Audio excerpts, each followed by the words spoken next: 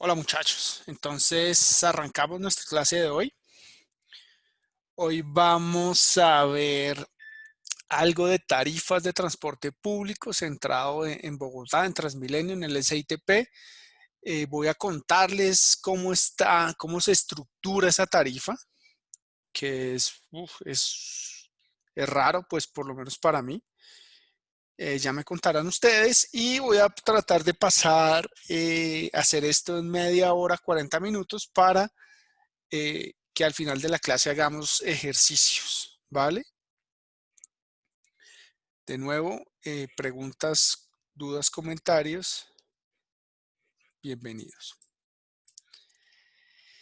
Entonces vamos a empezar cómo se estructuró, bueno, perdón, antes de que entrara a funcionar Transmilenio, SITP, Zonal, todo esto, pues las tarifas de transporte público eran decretos, se establecían por medio de decretos de la ciudad, no sé cómo. Y cada empresa afiliadora era responsable de estimar sus costos y los dueños de los buses igual. Generalmente se les pagaba a los conductores por pasajero recorrido y existía la guerra del centavo, todo esto. Ya en el 2000, cuando se creó Transmilenio, esto empezó a cambiar. Y en esas fases, fase 1 y fase 2 de Transmilenio, que eran Caracas Autopista 80, Caracas Autopista 80, si no estoy mal, no sé si se me escapa alguna. Sí, Suba y Américas y 30. Todo eso, que eran fases 1 y fase 2, se creó toda una estructura tarifaria alrededor de eso, que aún sigue vigente y estaba basado en dos términos que, como les digo, siguen vigentes hoy. Una, la tarifa técnica y la otra, la tarifa al usuario. La tarifa al usuario es la más fácil de entender y es la tarifa al público, lo que cada uno de nosotros pagamos por usar el sistema. ¿De acuerdo? Y esa tarifa venía de un redondeo de la tarifa técnica. Por su lado, la tarifa técnica representaba o representa más bien el costo de operar el sistema. ¿De acuerdo? Y esa tarifa técnica está basada en que yo estimo los costos del sistema, operadores, gestores, recaudadores, etcétera, y esos costos deberían ser iguales al número de pasajes vendidos. Y otro punto importante es que todos esos costos se actualizaban mensualmente. Y eso nos daba algo así. Solo tengo datos hasta mayo, no, esto es como septiembre del 2012, lo que pasa es que por la escala no se alcanza a ver, pero aquí vemos la tarifa al usuario. Si la ven es como una escalerita, ¿y eso qué significa? Que en estas cosas es que yo me acuerdo que empezó en 800 pesos, después pasó a 900, se le subieron 50 pesos a 950, después a 1000 pesos, 1100 pesos y así sucesivamente. ¿De acuerdo? La tarifa técnica, como se iba actualizando mensualmente de acuerdo a los costos de operación, pues tiene más o menos esta forma. Estos son precios corrientes o precios corrientes. Pero si yo veía esto, eh, ¿qué estoy haciendo? Aquí, ¿qué está pasando? ¿Qué está pasando en el sistema? Por poner un ejemplo. ¿Y qué está pasando aquí en esta? En esta. ¿Si ven estas dos diferencias? ¿Alguien me puede decir? Pues, profe, en la verde, Sí. pues la tarifa técnica, al ser más costosa, hay un subsidio, debe haber un subsidio por parte del gobierno, ¿cierto? Y en la naranja, pues si la tarifa al usuario es más alta que la técnica, pues se podría decir que el sistema ahí ya sería como autosuficiente, ¿no? O sea, no se necesita de ningún subsidio ni de ningún aporte externo para que él, pues, siga funcionando normalmente. Correcto, correcto. Entonces mira que aquí en esta verde, como tú decías, la línea azul, es decir, la tarifa técnica es más cara pues más alta que la tarifa al usuario, entonces aquí hay un déficit de operación y aquí en la naranja hay un superávit donde la tarifa al usuario alcanza a cubrir los costos de operación. Vemos que aquí se empiezan a separar esas dos líneas a partir de agosto del 2012. ¿Ustedes se acuerdan por qué?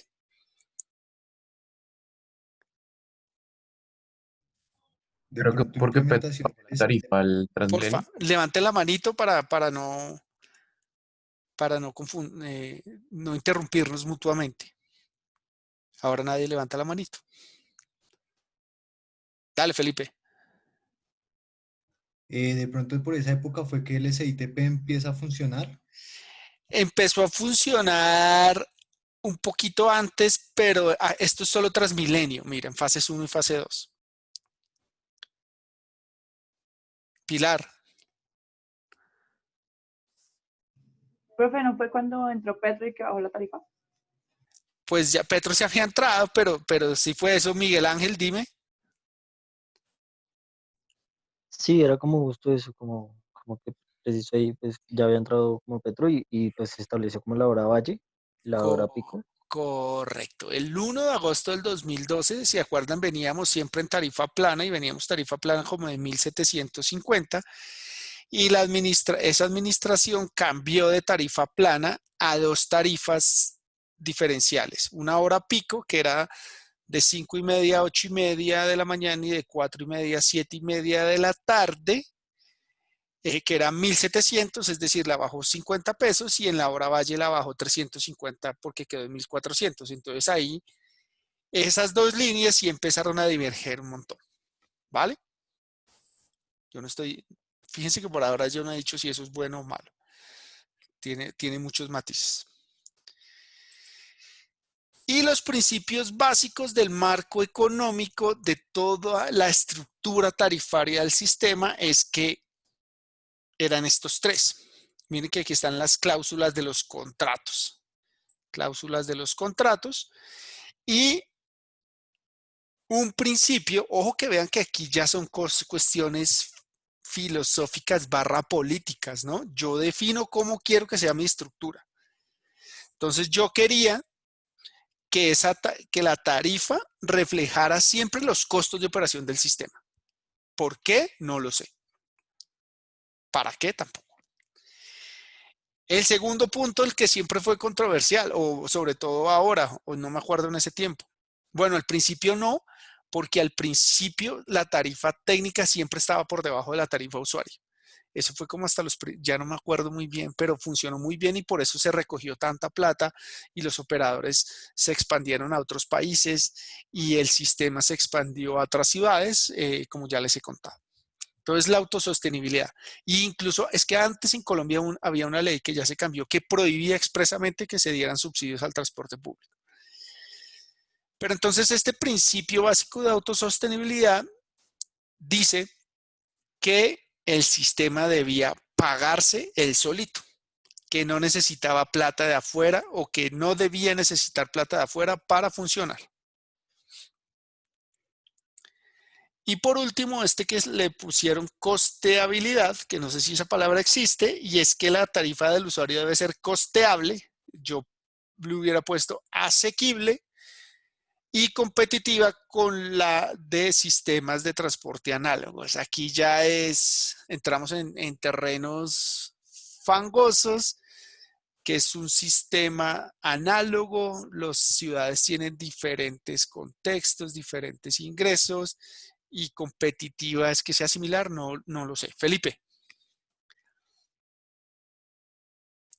¿quieres decir algo? Felipe, Aló, ya. sí, ¿Sí?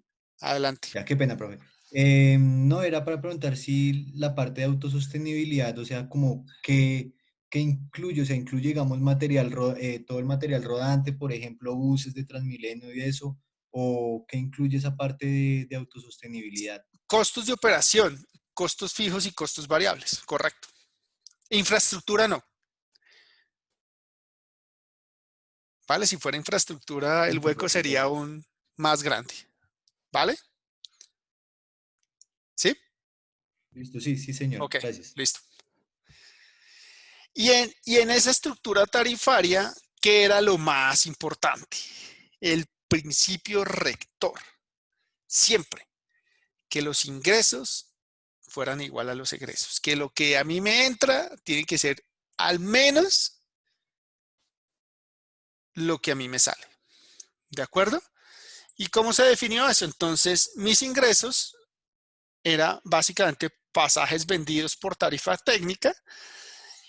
Aquí había un elemento que era, por ejemplo, la publicidad en las estaciones, la publicidad en los buses, que aunque no era mucho, no entraba acá, sino que estoy casi seguro, porque tampoco lo sé con seguridad, eso se quedaba en la empresa Transmilenio.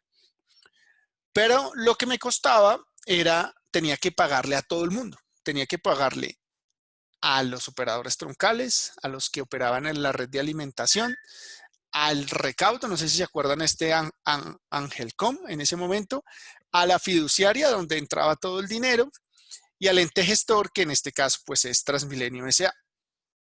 ¿Vale? Entonces, siempre tenía que ser, esto debería ser, no era tanto igual, sino que esto debería ser así, mayor o igual. ¿Vale? Y esa condición de equilibrio se veía reflejada así.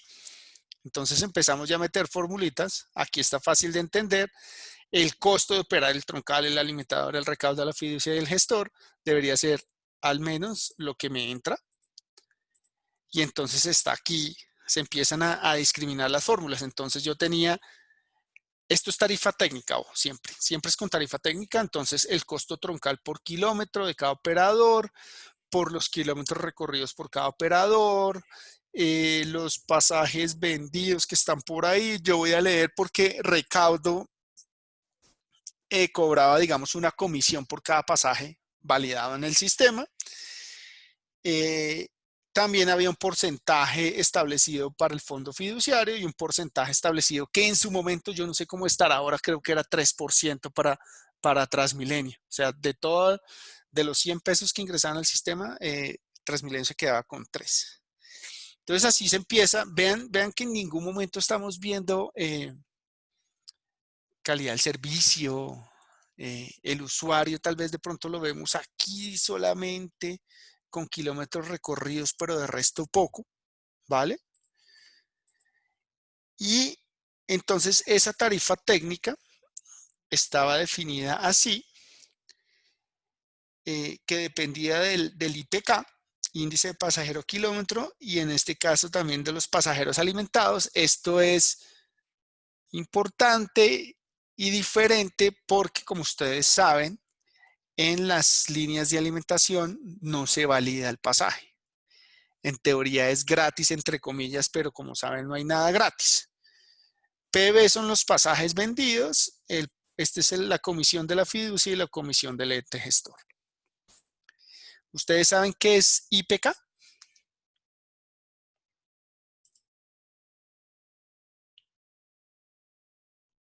Hola.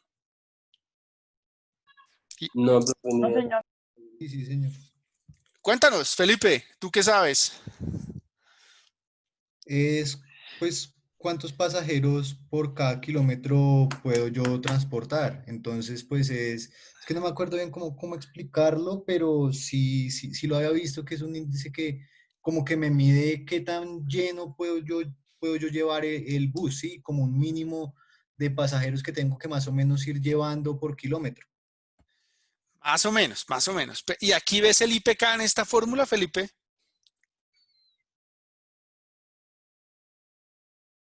El KMI que es, profe, que no lo alcanza, no veo. Es el costo el costo del operador I por los kilómetros recorridos por el operador I. Este es el costo de alimentación por la cantidad de pasajeros en alimentación, pasajes vendidos. De pronto ahí en esos dos podría estar el IPK porque pues tengo como los kilómetros recorridos y los pasajeros transportados. Más o menos, digamos que te la valgo. Entonces aquí tenemos el inverso del IPK, ¿vale? Ya vamos a ver qué es el IPK y aquí tenemos el porcentaje de pasajeros alimentados. ¿Esto para qué es importante? Porque estos pasajeros alimentados tienen un costo. Tienen un costo para el sistema, pero no están, en teoría, no están ingresando plata en el sistema. Entonces vean que aquí vemos un histórico de IPKs y de porcentaje de alimentación del sistema. Vean que bueno, aquí estamos en diciembre de 2007. De los 100 pasajeros que usaban Transmilenio, el 51 usaban servicios de alimentación y cada vez ha ido eso bajando. O sea que la mitad de los pasajeros usaban los servicios de alimentación. Y aquí vemos el IPK que tenía un techo y un piso, que ha estado más o menos alrededor siempre de ese techo de 5.1 pasajeros kilómetro. Y entonces, ¿qué es el IPK? El IPK representa el nivel de utilización de una ruta o un sistema. ¿Qué tanto estoy usando ese sistema o esa ruta? ¿De acuerdo? De acuerdo a los números que le pongamos en el numerador o en el denominador. ¿Vale? Y puede ser referente a la flota o a los servicios. En este caso, los servicios son las rutas. Y en teoría, la fórmula más sencillita es que la tarifa del usuario debería ser el costo por kilómetro de operar ese sistema dividido en el IPK. ¿Vale? Esto yo lo empiezo a aumentar y a ponerle condiciones y llegamos a todas esas fórmulas que hemos visto y que vamos a ver. Y entonces, por ejemplo, yo tengo una ruta que hace 19 kilómetros y que en esos 19 kilómetros mueve 105 pasajeros, pues mi IPK va a ser 5,4 para ese ejemplo en particular. ¿De acuerdo? ¿Qué me está queriendo decir eso? Que por cada kilómetro de mi ruta yo estoy llevando 5.4 pasajeros. ¿De acuerdo? ¿Sí? Otra vez, o sea, si lo entendí bien, por cada kilómetro que yo recorro en el En este sistema, ejemplo, sí, en este ejemplo, yo muevo muevo 5.3. 5.4 personas. Ok. ¿Sí? Sí, perfecto, gracias. Vale. Pero entonces esas rutas, como veíamos, esa estructura tarifaria, vean que dependían de los costos. Costos. Y esos costos, pues se iban a actualizar, ¿no? Los operadores no son pendejos y hay que actualizarlos. Entonces, ¿cómo se actualizaban esas rutas? Entonces, cada mes, de acuerdo a lo que cada operador licitó y con la base sobre la cual ganó la licitación, se indexaban esos precios, los índices de precios al productor, el IPC, que son los índices de precios al consumidor, todo por fuentes oficiales del DANE, la indexación de precios de combustibles del ministerio y el salario mínimo, pues es que es dado por el gobierno nacional. Pero yo, como operador, ¿qué ítems, qué rubros podía actualizar? Yo podría actualizar pues combustibles, lubricantes y neumáticos de todo mi parque móvil, el mantenimiento de mis equipos y todo lo demás. Estos son salarios y mis costos fijos que tampoco tengo muy claro qué son. Pero para que se den cuenta, estas flechitas lo que dicen es cuánto importa cuánto importaba en ese momento cada uno de esos ítems, y los costos fijos eran más de la mitad de lo que se actualizaba. Supongo que aquí supongo que estaban costos financieros y demás. Entonces, estos costos, todos estos costos que se actualizaban mes a mes, tienen una influencia directa en la tarifa técnica. Entonces, la tarifa técnica iba continuamente subiendo, ¿vale? Y entonces esa tarifa técnica iban todos esos costos que vimos que están acá y acá. No sé qué costos iban en recaudo y el porcentaje de gestión de fiducia y la comisión de la fiducia y de Transmilenio, ¿vale? Y aquí le pongo que es un subsidio cruzado.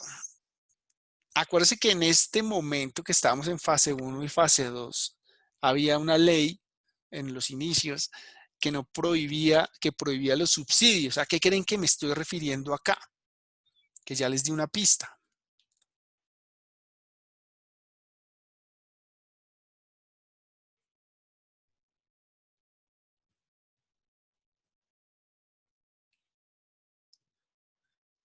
¿No creen que hay ningún subsidio dentro del sistema?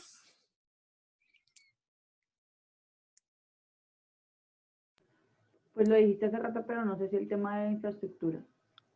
No. ¿Alguien más? Échense al agua.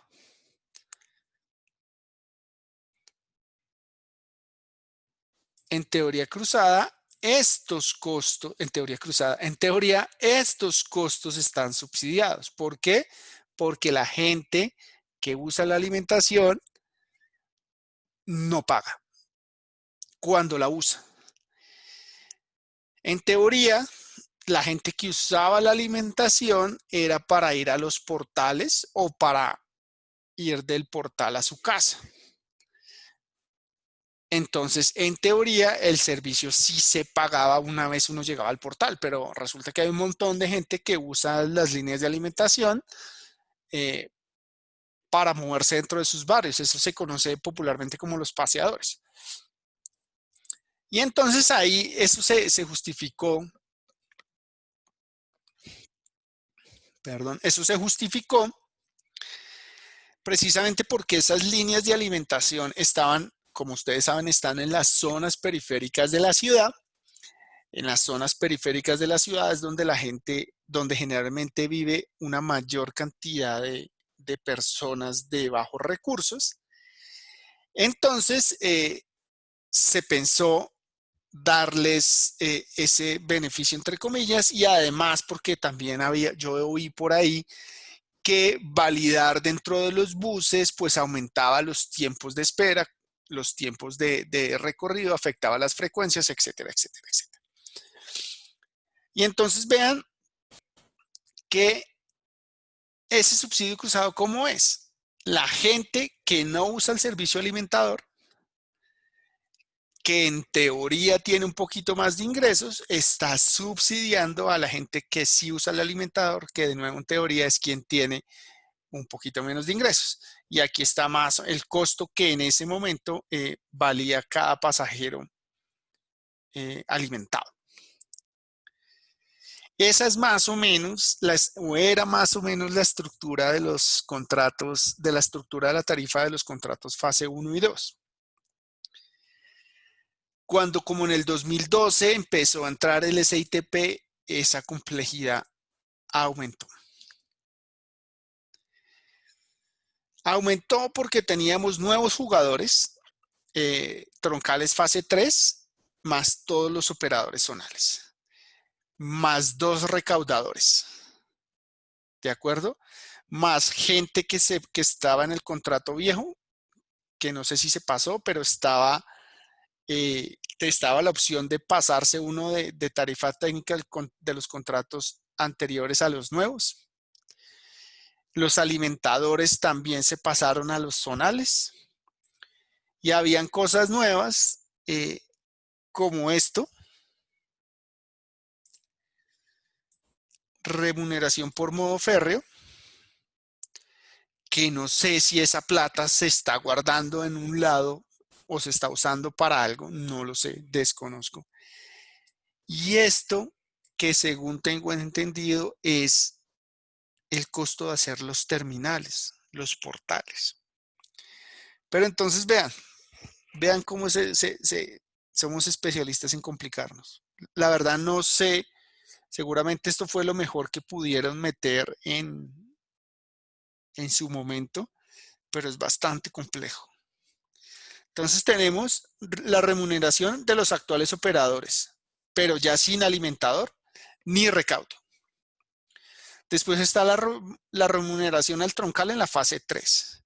Después está la remuneración a los no troncales, es decir, a los zonales. Está lo del CIRSI, que es el Sistema Inteligente de Recaudo, no sé qué. Lo de los férreos. El porcentaje de la fiducia. La remuneración a los concesionarios que se cambiaron de contrato. La remuneración a los operadores de alimentación que se cambiaron de tarifa técnica, más validaciones, más el porcentaje del ente gestor. Entonces vean cómo y cada uno de estos precios, pues por dentro es otra cosa. Cada una de estas variables por dentro es otra cosa. Entonces cada uno de esos costos tiene salarios, costos fijos, costos variables, indexaciones de precios, actualizaciones. También hay factor de calidad del servicio. Ya se los cuento. Y esto si lo expandimos nos queda algo grandísimo. ¿Vale? Pero básicamente se paga así. Para el servicio troncal, ¿cómo se paga? Yo pago al operador porque tenga el bus y por cada kilómetro que recorra ese bus. Vamos por el cuadrito rojo. El cuadrito rojo que me está diciendo, el cuadrito rojo es la remuneración de la inversión en los buses más impuestos vehiculares y una rentabilidad base. Este pago por vehículo troncal también incluye la flota de reserva, la que no estoy usando en ese momento, ¿de acuerdo? Y los costos financieros que pueden llegar a ser muy altos. Este costo por bus, ¿de acuerdo? Son los valores por tipo de vehículo. Entonces el articulado, el biarticulado, el híbrido, no sé qué. Cada costo por tipo de vehículo pues se multiplica por su número de vehículos y se divide en 4-3. ¿Por qué en 4-3? No lo sé. ¿Vale? Nos vamos a la parte 2, que es el pago por kilómetro recorrido. ¿Vale? Entonces, esto es la remuneración por los costos variables. ¿Vale? Y también está remuneración por los costos fijos que no están incluidos aquí en el cuadrito rojo. ¿Vale? OE es la oferta económica con la que el operador se ganó la licitación, que básicamente lo que significa la OE es la rentabilidad esperada. CFR es un factor que corrige la remuneración para que no se pague flota en reserva por encima del 7%. ¿De dónde salió ese 7%? Tampoco lo sé. Y por los kilómetros recorridos.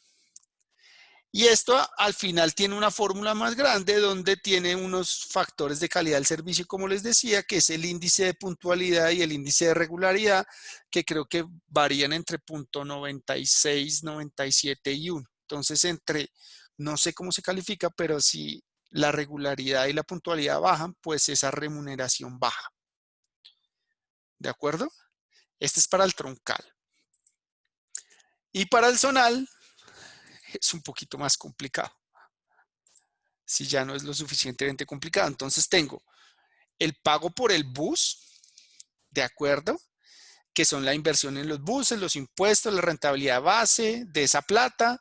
También incluye la reserva de la flota como la anterior y costos financieros de esa flota. Lo mismo, este tipo de vehículo que es bus, busetón, buseta, padrón, etcétera, por el número de vehículos. De nuevo divido en 4-3, no sé por qué. El cuadrito azul de nuevo es fácil, aquí sí es fácil, es vehículos recorridos por la cantidad de kilómetros, vehículos por la cantidad de vehículos por la cantidad de kilómetros recorridos, pero también se paga por pasajero. Entonces estoy pagando por bus, estoy pagando por kilómetro y estoy pagando por pasajero. La remuneración por pasajero corresponde, le estoy pagando al operador por costos fijos no cubiertos en los vehículos, de acuerdo a la oferta que él hizo cuando se ganó la licitación, que acuérdense que es la rentabilidad esperada que tenía ese operador en un principio. Y le quito, ya no le sumo, sino que le quito el cuadrito negro. Y este cuadrito negro es un ajuste por entrega de los terminales del operador. Aquí no sé si en el zonal son los patios. Me suena que sí. Y eso lo que le estoy quitando es, le estoy quitando ese pedazo de remuneración a los operadores que no asumieron los costos de construcción de esas terminales, sino que solo las reciben para administrarlas y mantenerlas. Entonces, yo no sabía que esta infraestructura, cuando estaba preparando la clase me di cuenta, yo no sabía que esta infraestructura se estaba cargando a esto. No sé qué hueco tendría este cuadrito negro en la operación del sistema. Y el servicio zonal también tiene los ajustes por factor de calidad, por índice de regularidad y de puntualidad. ¿De acuerdo? Así funciona nuestra tarjeta tu llave. Todo eso está ahí metido dentro de la tarifa. ¿Que funciona bien? ¿Que funciona mal? Pues no lo sé. ¿Vale? Sería chévere. Dime. Qué buena. Es que me perdí un poco. O sea, esto de cómo se paga ahora la parte troncal y zonal es, cómo se está pagando ahora, ¿qué? Como el Así se paga, funcionamiento. así se paga. Todo esto es para estimar la tarifa técnica. Acuérdate que con la tarifa Ok, técnica es que pago los costos del sistema. sí, sí, sí, sí. Ah, ok, Entonces, claro, entendí. ¿sí? Sí, sí, Así sí, sí. estamos pagando, así están pagando troncal y así están pagando zonal. O sea, están pagando los costos que genera esa, tanto el funcionamiento troncal y zonal, ¿sí? Correcto. Ok, ok. Correcto. Entonces, ¿qué es lo que pasa? Como con estos esquemas se estima la tarifa técnica, ¿vale? Luis Ángel, qué pena. Dime, Miguel Antes Ángel, perdón, no te había visto. Dime. antes de seguir la presentación, yo tenía una duda. O sea, los vehículos, cuando dice que se pagan por kilómetros recorrido, ¿se pagan igual si están en operación o si están vacíos? Aquí sí, pero mira que hay adicional si tiene pasajeros, ¿ves? Entonces, si tiene pasajeros se le suma, porque los kilómetros en vacío son un elemento costoso en la operación de un sistema de transporte público, ¿vale? Ya, Sí se les perfecto. paga, pero no se les paga todo, por eso está así el esquema, ¿vale? Vale, listo. Y ahora me hiciste acordar de algo. Ahora, no sé si se acuerdan con la renovación de flota de los buses de Transmilenio que hubo el año pasado, que se acuerdan que ya no eran los operadores que traían los buses, sino que era una licitación aparte para compra de buses y otra licitación para entrega de rutas. Entonces, ahí no sé cómo se habrá adaptado este esquema, porque entonces hay otro actor más que es el dueño de los buses. Yo compro el bus y se lo entrego a Miguel Ángel para que lo opere. Dime, Felipe.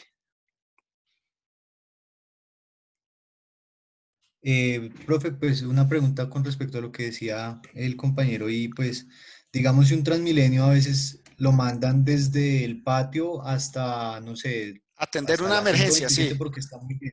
sí. Exacto. Esa distancia que él recorre sin estar operando para llegar a donde lo mandaron, ¿eso se lo remuneran de alguna forma Sí, o sí, sí, sí se lo pagan cómo de fue? alguna forma.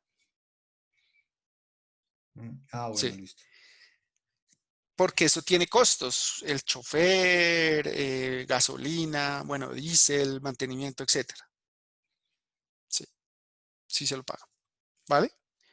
Bueno, listo, listo. Gracias, profe.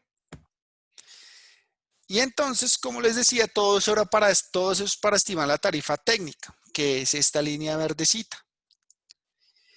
Entonces, estamos en un punto, como les digo, no soy experto en cómo se maneja esto, pero estamos en un punto donde la tarifa usuario es mucho más bajita que la tarifa técnica, particularmente en el zonal. El hueco mayor del sistema es en el zonal. En Transmilenio lo último que supe es que había un hueco, pero era un huequito, manejable. Pero en el zonal el hueco es bastante grande. Entonces, como esa tarifa técnica es tan alta y la tarifa usuaria, digamos, es tan baja, hay problemas en los operadores. Los operadores tienen problemas financieros bastante serios.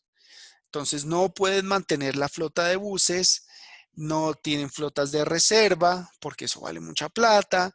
Entonces hay veces que no pueden cumplir con las frecuencias, si se va un bus no tienen con qué reemplazarlo y eso va en un círculo vicioso que es muy grave, ¿vale? Entonces ese fondo de contingencia que al principio funcionaba muy bien, donde veíamos estos cuadritos como cafecitos, ahí le entraba platica al fondo de contingencia y quedaba como ese colchón. Ahora estamos aquí en los triángulos rojos, que significa que esa plata se acabó y el déficit del sistema, si no estoy mal, puede estar como en los 500.000 o 600.000 millones de pesos al año. ¿Y qué pasa? Pues que a los operadores tienen unos contratos vigentes, los operadores reciben su pago. ¿Y qué hace el ente gestor? Pues la ciudad le tiene que transferir de los presupuestos generales plata para operar el sistema.